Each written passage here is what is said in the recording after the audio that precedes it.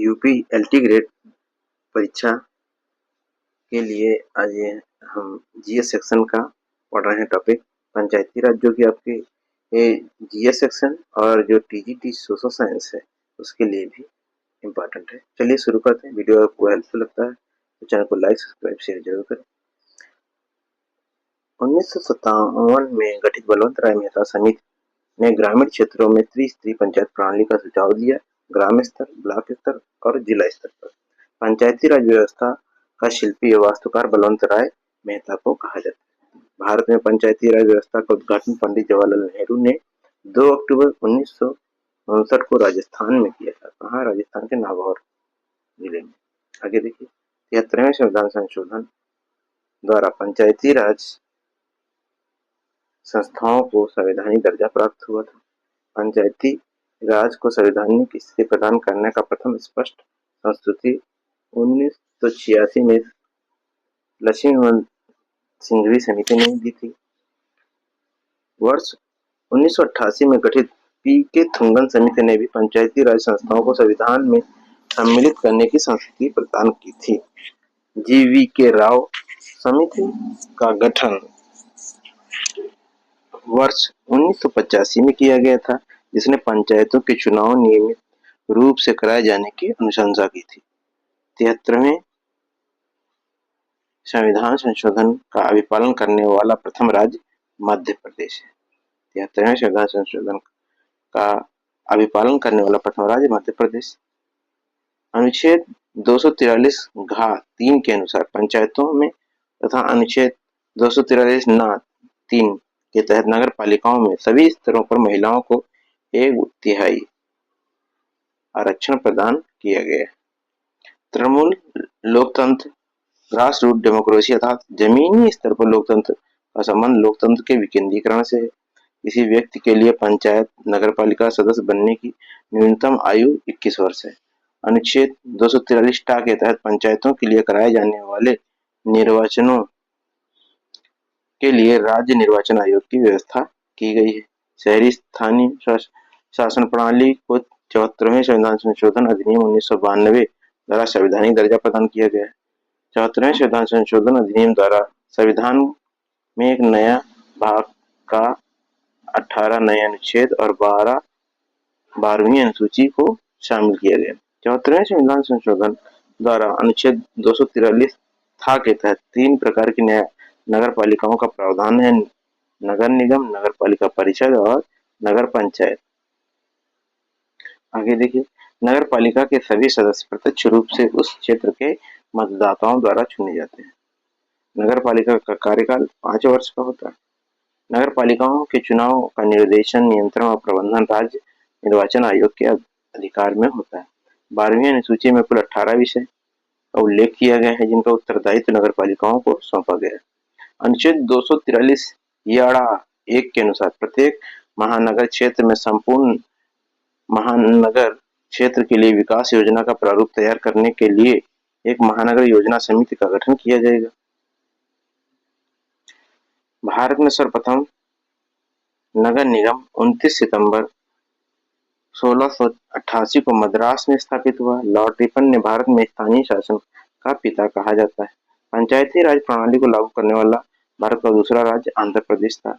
अशोक मेहता समिति का गठन 1977 में जनता पार्टी की सरकार द्वारा पंचायती राज संस्थाओं के संबंध में सुझाव देने के लिए किया गया। अशोक मेहता समिति 1978 में अपनी रिपोर्ट दी। अशोक मेहता समिति ने द्विस्तरीय पंचायती राज राज्य का सुझाव दिया। अशोक मेहता समिति ने न्याय पंचायतों के विकास पंचायतों से पृथक निकाय के रूप में गठित करने की संस्तुति की थी। जी.वी.के. राव समिति का गठन 1985 में तत्कालिक योजना आयोग द्वारा ग्रामीण विकास और निर्धनता उन्मूलन के मूल्यांकन एवं उसमें सुधार हेतु सुझाव देने के लिए किया गया था। जी.वी.के. राव समिति ने पंचायती राज संस्थाओं को बिना जड़ की घास की संज्ञा दी थी। लोकतंत्र के विकास के लिए पंचायती राज संस्थाओं का पुनरुद्धार विषय पर एक अवधारणा पत्र तैयार करने के लिए 1986 में लक्ष्मीमल सिंघवी समिति का गठन किया गया। लक्ष्मीमल सिंघवी समिति ने 1986 में अपनी रिपोर्ट प्रस्तुत की। पी.के. थुंगन समिति संसद की सलाहकार समिति के एक उप समिति के रूप में 1988 में गठित हुई।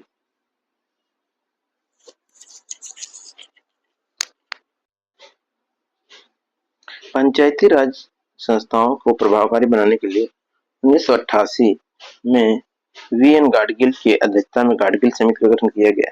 प्रत्येक वर्ष 24 अप्रैल को भारत में पंचायती राज दिवस के रूप में मनाया जाता है। पंचायती राज राज्य सूची के विषय 73वें संविधान संशोधन अधिनियम 1992 द्वारा भारत में त्रिस्तरीय पंचायती राज प्रणाली का प्रावधान किया गया। संविधान में 73वां और 74वां संविधान संशोधन हुआ तो उस समय पी.वी. नरसिम्हा राव प्रधानमंत्री थे। ग्राम सभा का अभिप्राय ग्राम स्तर पर पंचायत क्षेत्र का निर्वाचक नियमावली में पंजीकृत लोगों से। संविधान की 11वीं अनुसूची में पंचायतों के लिए कुल 29 विषय निर्धारित हैं। तो पंचायतों की संरचना की बाबत को उपबंध करने के लिए राज्य विधानमंडल अधिकृत है। पंचायतों का कार्यकाल अपने प्रथम अधिवेशन से 5 वर्ष तक का होता है। पंचायत चुनाव राज्य निर्वाचन आयोग द्वारा किया जाता है।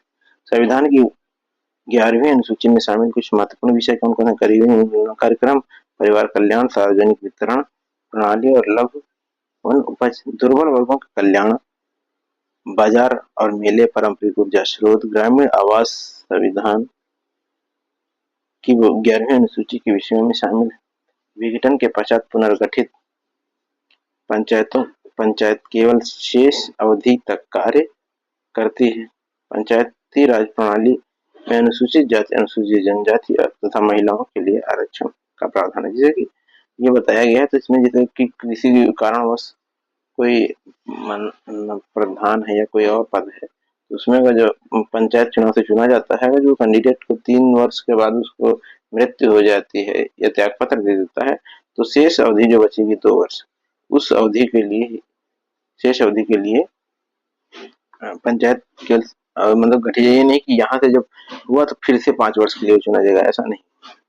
दिलीप सिंह भूरिया समिति की सिफारिशों पर संसद द्वारा पेशा अधिनियम 1986 पारित किया गया। पेशा अधिनियम 1996 तेलंगाना, मध्य प्रदेश, महाराष्ट्र, राजस्थान, गुजरात आदि में लागू है।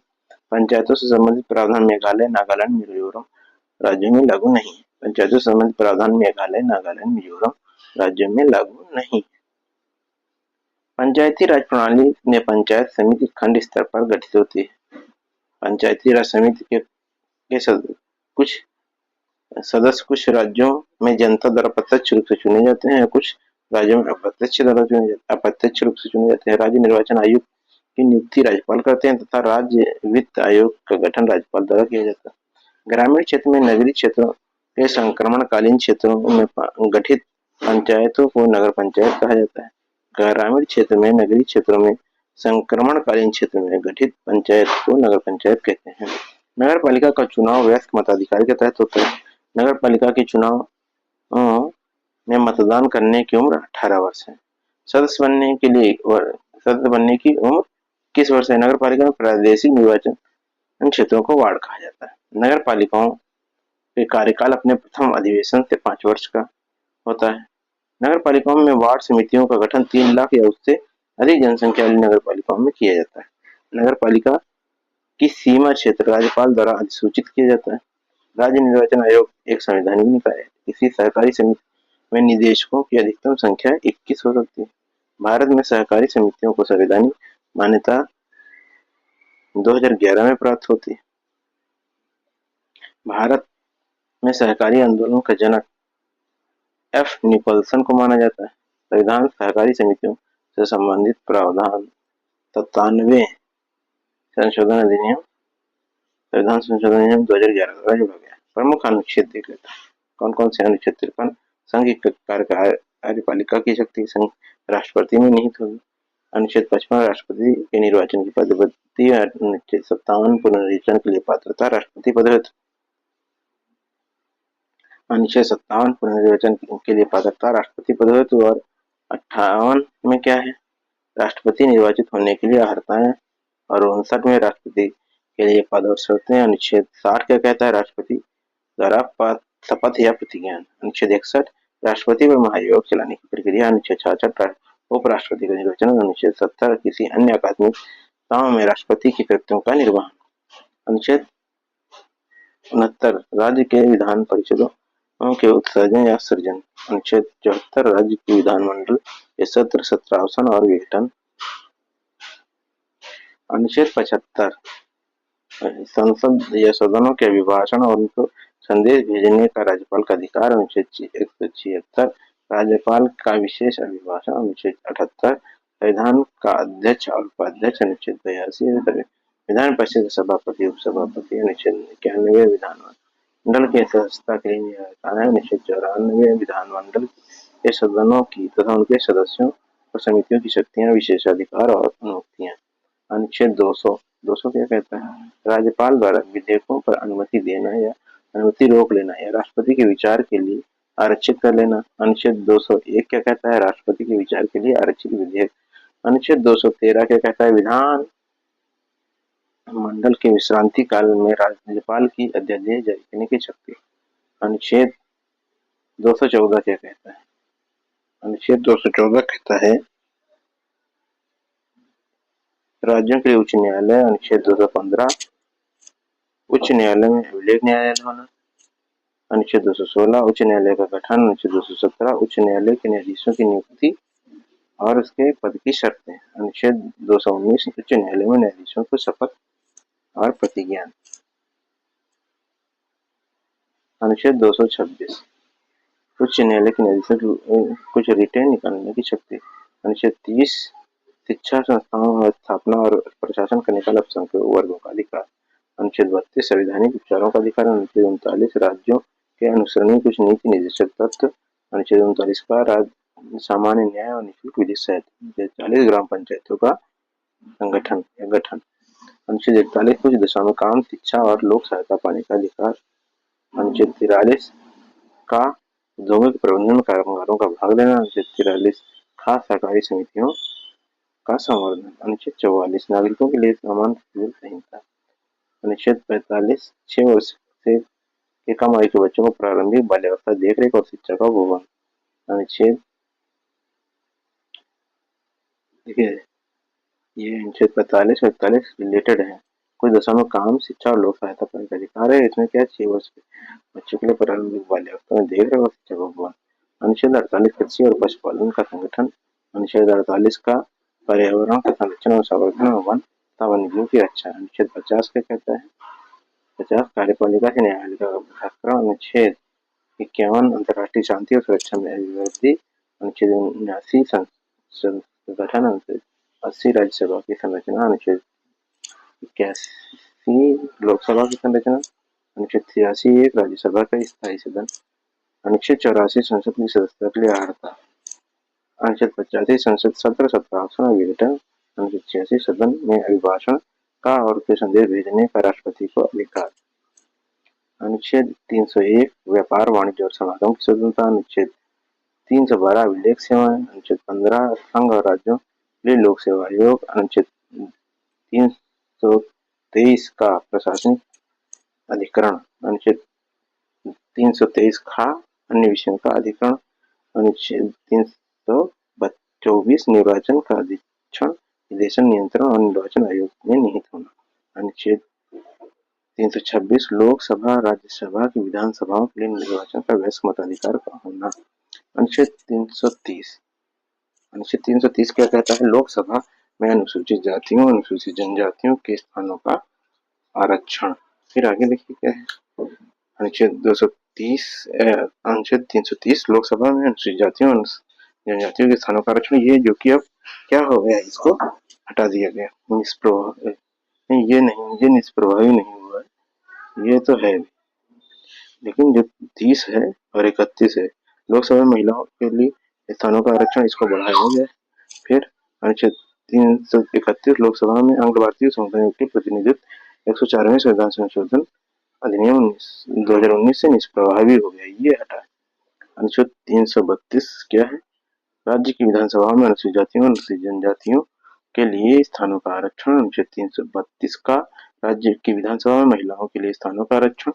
अनुच्छेद 333 क्या कह रहा है? राज्य की विधानसभा में आंग्ल भारतीय समुदाय का प्रतिनिधित्व 104वें संविधान संशोधन अधिनियम 2019 से प्रभावी। अनुच्छेद 334 क्या कहता है? स्थानों के आरक्षण और विशेष प्रतिनिधित्व की कतिपय अवधि के पश्चात न रहना। अनुच्छेद 334 का महिलाओं के लिए स्थानों का आरक्षण का प्रभावी होना। अनुच्छेद 338 राष्ट्रीय अनुसूचित जाति आयोग। अनुच्छेद 338 का राष्ट्रीय अनुसूचित जनजाति आयोग। अनुच्छेद 338 का पिछड़े वर्गों के लिए आयोग, राष्ट्रीय पिछड़ा वर्ग आयोग। अनुच्छेद 340 पिछड़े वर्गों की दशाओं का अन्वेषण के लिए आयोग की नियुक्ति। अनुच्छेद 343 संघ की राजभाषा हिंदी और लिपि देवनागरी घोषित। अनुच्छेद 344 राजभाषा आयोग। अनुच्छेद 345 राज्य की भाषा और राज्य भाषाएं। अनुच्छेद 350 का प्राथमिक स्तर पर मातृभाषा में शिक्षा की सुविधाएं। अनुच्छेद 350 का भाषाई अल्पसंख्यक वर्गों के लिए विशेष प्राधिकारी। अनुच्छेद 351 हिंदी भाषा के विकास के लिए निर्देश। अनुच्छेद 352 आपात घोषणा, युद्ध, बाह्य आक्रमण या सशस्त्र विद्रोह की स्थिति में। अनुच्छेद 355 बाह्य आक्रमण, आंतरिक अशांति से राज्यों के संरक्षण के लिए संघ के कर्तव्य। अनुच्छेद 356 राज्यों के लिए संवैधानिक तंत्र विफल हो जाने की दिशा में उपबंध है। फिर आगे देखिए वित्तीय और 360 क्या है? वित्तीय आपात। तो ये आपका पॉलिटी का सेक्शन इंटीग्रेट परीक्षाओं के लिए। और जो अब नेक्स्ट जब टीजीटी पीजीटी होगा उसमें जो जीएस का सेक्शन पूछा है इसके लिए इम्पोर्टेंट है। और ये टीजीटी पीजीटी सोशल साइंस के लिए भी आपका इम्पोर्टेंट है। अगर वीडियो हेल्पफुल लगता है चैनल को लाइक, सब्सक्राइब, शेयर जरूर करें।